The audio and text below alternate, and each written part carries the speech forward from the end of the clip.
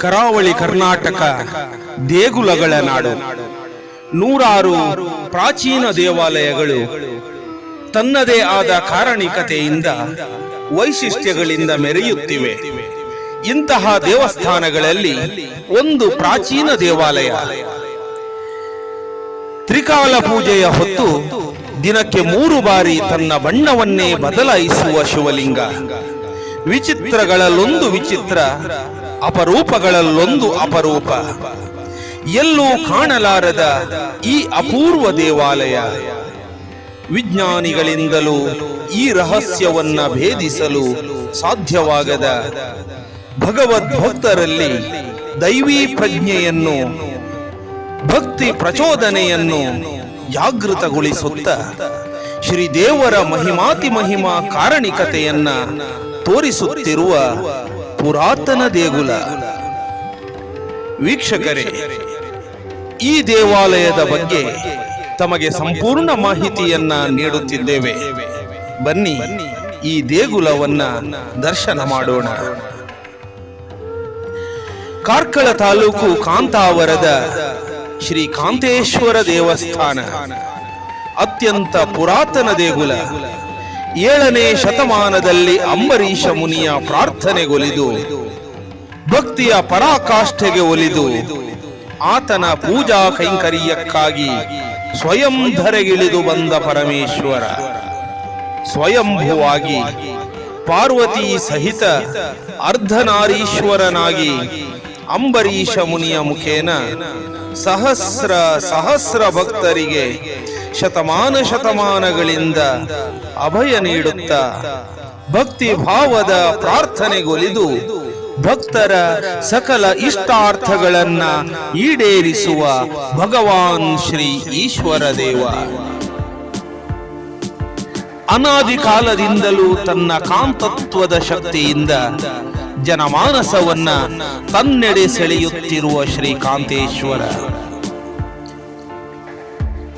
ವೀಕ್ಷಕರೇ, ಕರ್ನಾಟಕದಲ್ಲಿ ಎಲ್ಲೂ ಕಾಣಲಾರದ ಆಳಡಿ ಎತ್ತರದ ಶಿವಲಿಂಗ.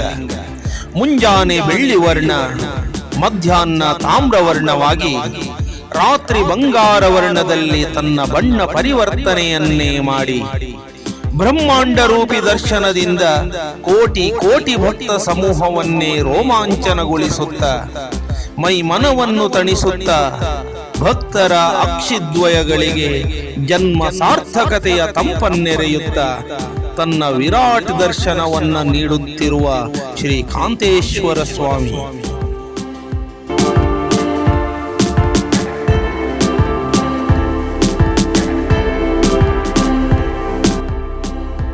ಕಾಂತಾವರ ಎಂದರೆ ಹಿಂದೆ ದಟ್ಟ ಅರಣ್ಯ, ಕಾಂತರ ಎಂದರೆ ತುಳುವಿನಲ್ಲಿ ಅರಣ್ಯ ಎಂದರ್ಥ. ಈ ಅರಣ್ಯದಲ್ಲಿ ಋಷಿ ಮುನಿಗಳು ಲೋಕ ಕಲ್ಯಾಣಾರ್ಥವಾಗಿ ಜಪ ತಪ ನೇಮಾದಿಗಳನ್ನ ನಡೆಸುತ್ತಿದ್ದ ಹೊತ್ತು ನಿತ್ಯ ಅನುಷ್ಠಾನಗಳನ್ನ ಮಾಡುತ್ತಾ ಯಾಗ ಯಜ್ಞಗಳನ್ನ ನೆರವೇರಿಸುತ್ತಾ ಇರುವ ಸಮಯದಲ್ಲಿ ಜಂಜಾವಾತ ಎಂಬ ರಾಕ್ಷಸ ಋಷಿ ಮುನಿಗಳಿಗೆ ಕಿರುಕುಳ ನೀಡುತ್ತಿದ್ದ. ಈತನ ಉಪಟಳವನ್ನು ತಾಳಲಾರದೆ ಮುನಿಗಳು ವೃಷಭಾಚಲದಲ್ಲಿ ಶಿವನನ್ನ ಕುರಿತು ತಪಸ್ಸನ್ನಾಚರಿಸುತ್ತಿದ್ದ ಮುನಿ ಅಂಬರೀಷನಲ್ಲಿ ದೂರು ನೀಡಿದರು. ತನ್ನ ದಿವ್ಯ ದೃಷ್ಟಿಯಿಂದ ರಾಕ್ಷಸ ಜಂಜಾವಾತನ ಬಗ್ಗೆ ತಿಳಿದ ಅಂಬರೀಷ ವೃಷಭಾಚಲದಿಂದ ತ್ರಯಂಬಕಾಚಲ ಬೆಟ್ಟಕ್ಕೆ ಆಗಮಿಸಿ ತಪಸ್ಸನ್ನಾಚರಿಸಿದಾಗ ಶಿವಪಾರ್ವತಿಯರು ಪ್ರತ್ಯಕ್ಷರಾಗುತ್ತಾರೆ. ಈ ಹಿಂದೆ ದೇವೇಂದ್ರನ ಮಗ ಜಯಂತ ಊರ್ವಶಿಯೊಡಗೂಡಿ ಭೂಲೋಕಕ್ಕೆ ಬಂದಾಗ ತಮ್ಮ ದೈವೀ ಪ್ರಭೆಯನ್ನ ತೊರೆದು ತಾಯಿ ಮಗನೆಂಬ ಭಾವ ತೊರೆದು ಗಂಡು ಹೆಣ್ಣಾಗಿ ಸ್ವಚ್ಛಂದ ವಿಹರಿಸುತ್ತಿರುವುದನ್ನು ಕಂಡು ಕೋಪಗೊಂಡ ಅಂಬರೀಷ ಶಾಪ ನೀಡಿದ್ದ. ಶಾಪದ ಫಲವಾಗಿ ಜಯಂತ ಬುಡಕಟ್ಟು ಕೊರಗ ಜನಾಂಗದ ದಂಪತಿಗಳಿಗೆ ಕಾಂತರನಾಗಿ ಜನಿಸಿದ್ದ. ರಾಕ್ಷಸ ಜಂಜಾವಾತನನ್ನ ಸಂಹರಿಸಲು ಕಾಂತರನನ್ನೇ ಕರೆದೊಯ್ಯಲು ಶಿವ ಹೇಳುತ್ತಾನೆ. ಅದೇ ಪ್ರಕಾರವಾಗಿ ಜಂಜಾವಾತನ ವಧೆಯಾಗುತ್ತದೆ, ಕಾಂತರನ ಶಾಪ ವಿಮೋಚನೆಯಾಗುತ್ತದೆ. ಕಾಂತರ ಜಯಂತನಾಗಿ ದೇವಲೋಕಕ್ಕೆ ತೆರಳುತ್ತಾನೆ. ತನ್ನ ನಿತ್ಯ ಪೂಜೆಗೆ ಲಿಂಗ ಕರುಣಿಸೆಂದು ಅಂಬರೀಷ ಬೇಡಿದಾಗ ಶಿವ ತನ್ನ ಲಿಂಗವನ್ನು ನೀಡುತ್ತಾನೆ. ಪಾರ್ವತಿಯು ತನ್ನ ಕೈಕಡಗವನ್ನ ಅಂಬರೀಷನಿಗೆ ನೀಡಿ ಪೂಜೆಯ ಸಂದರ್ಭ ಈ ಕಡಗವನ್ನ ಶಿವಲಿಂಗಕ್ಕೆ ತೊಡಿಸಿ ನಂತರ ತೆಗೆದಿಡಲು ಸೂಚಿಸುತ್ತಾಳೆ.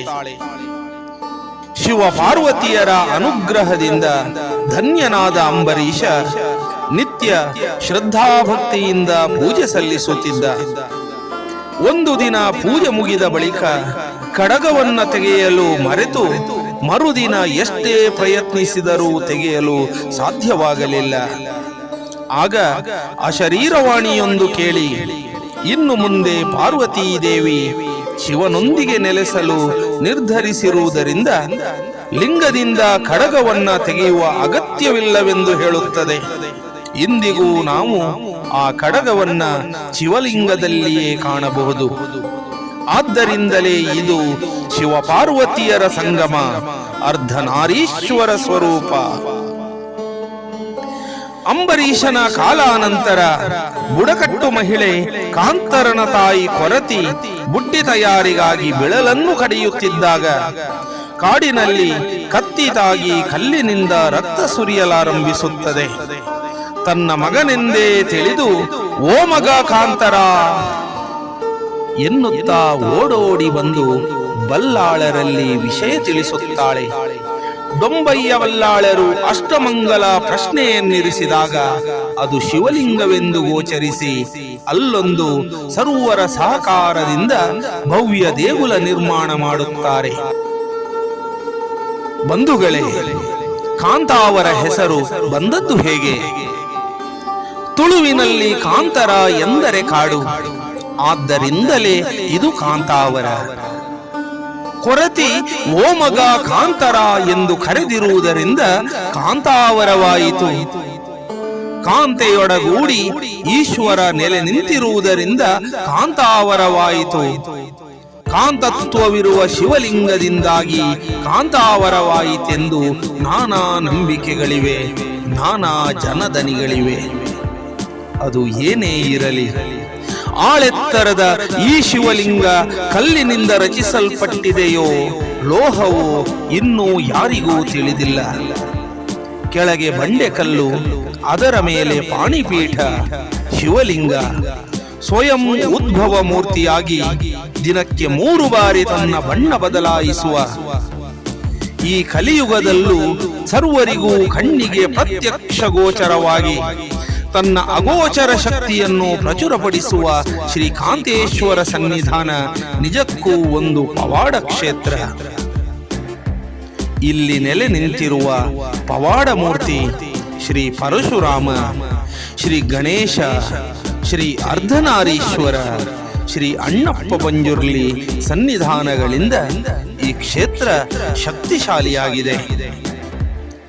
ಅಪೂರ್ವ ಕಾಷ್ಟ ಶಿಲ್ಪಗಳು ಕಣ್ಮನ ಸೂರೆಗೊಳ್ಳುತ್ತಿವೆ.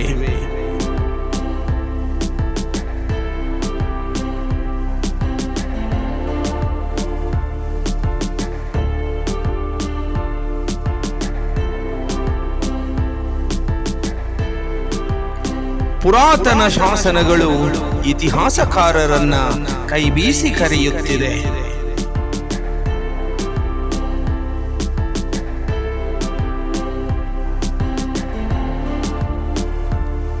ಪ್ರಸ್ತುತ ಧರ್ಮದರ್ಶಿಗಳಾದ ಬಾರಾಡಿಬೀಡು ಡಾಕ್ಟರ್ ಜೀವಂಧರ ಬಲ್ಲಾಳರ ಸಮರ್ಥ ನಾಯಕತ್ವದಲ್ಲಿ ದೇಗುಲ ವೈಭವೋಪೇತದಿಂದ ಕಂಗೊಳಿಸುತ್ತಿದೆ. ಕಾಲಕಾಲಕ್ಕೆ ವಿಶೇಷ ಪೂಜೆ ಪುನಸ್ಕಾರಗಳಿಂದ, ಉತ್ಸವ ಜಾತ್ರೆ ಬಲಿಗಳಿಂದ ಪ್ರಸನ್ನನಾದ ಶ್ರೀಕಾಂತೇಶ್ವರ ಆಗಮಿಸುವ ಸರ್ವ ಭಕ್ತರ ಸಂಕಷ್ಟ ಪರಿಹರಿಸುತ್ತಿದ್ದಾನೆ, ಹರಸುತ್ತಿದ್ದಾನೆ. ನಿನ್ನೊಳಗೆ ತಾನಿದ್ದೇನೆಂದು ಅಭಯ ನೀಡುತ್ತಿದ್ದಾನೆ.